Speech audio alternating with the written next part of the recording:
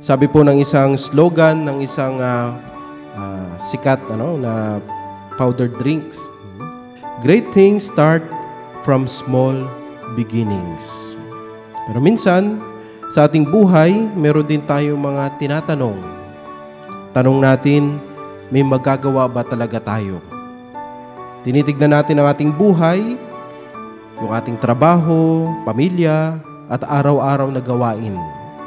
At pakiramdam natin, minsan, ay maliit tayo. O kaya naman, sa gitna ng mga suliranin sa mundo o sa ating community, naisip natin, ano ba talaga yung silbi ko dito sa mundong ito? Isa lamang akong tao. May magandang sagot ang ating Panginoon. Ikinuwento niya yung dalawang maikling talinghaga o yung parabola. Ang binhi ng mustasa at ang libadura. Pareho silang napakaliit. Ang buto ng mustasa ay parang alikabok lang.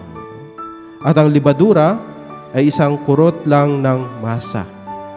Pero lumalaki, umuusbong, umaalsa, nagbabago. Ang buto ay nagiging isang malaking halaman at ang libadura ay nagpapaalsa sa buong tinapay.